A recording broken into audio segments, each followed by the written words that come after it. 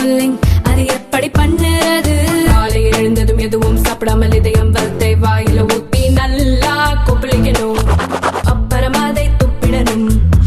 இதுதான் oil pulling.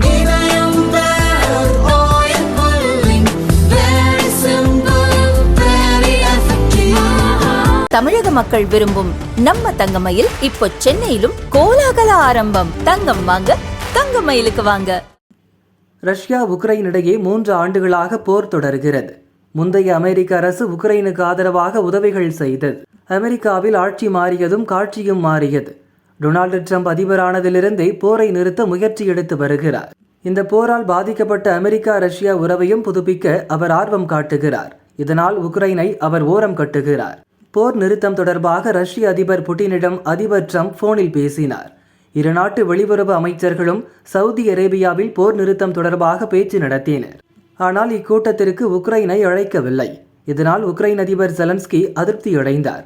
எங்களை ஆலோசிக்காமல் எடுக்கும் எந்த முடிவையும் ஏற்க மாட்டோம் என கூறினார். இது அதிபர் ட்ரம்புக்கு சற்றே கோபத்தை தூண்டியது.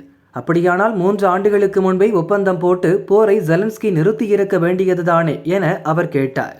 முந்தைய அதிபர் ஜோ பைடனுடன் சேர்ந்து போரை நீட்டித்தது மட்டுமல்லாமல் அதன் மூலம் உக்ரைனில் பொது தேர்தல் நடத்தாமல் சர்வாதிகாரி போல ஜெலன்ஸ்கி நடந்து கொள்கிறார் என அதிபர் ட்ரம்ப் சாடினார். போர் நிறுத்தம் தொடர்பாக 2ஆம் சுற்று பேச்சுவார்த்தை நடைபெறவுள்ள நிலையில் பேச்சுவார்த்தையில் உக்ரைன் அதிபர் ஜெலன்ஸ்கி இருப்பது முக்கியம் என்று நினைக்கவில்லை என்று அதிபர் ட்ரம்ப் கூறியுள்ளார். ஜெலன்ஸ்கி இருந்து என்ன செய்ய போகிறார்? 3 ஆண்டுகளாக அவர் பேச்சுவார்த்தையில் தான் இருக்கிறார், எதுவும் செய்யவில்லையே. ஒப்பந்தம் செய்வதை அவர் மிகவும் கடினமாக்குகிறார். அதனால் அவரது நாடுதான் அழிந்து கொண்டிருக்கிறது. ரஷ்ய அதிபர் புட்டினை பொறுத்தவரை அவர் ஒப்பந்தம் செய்ய வேண்டியதில்லை.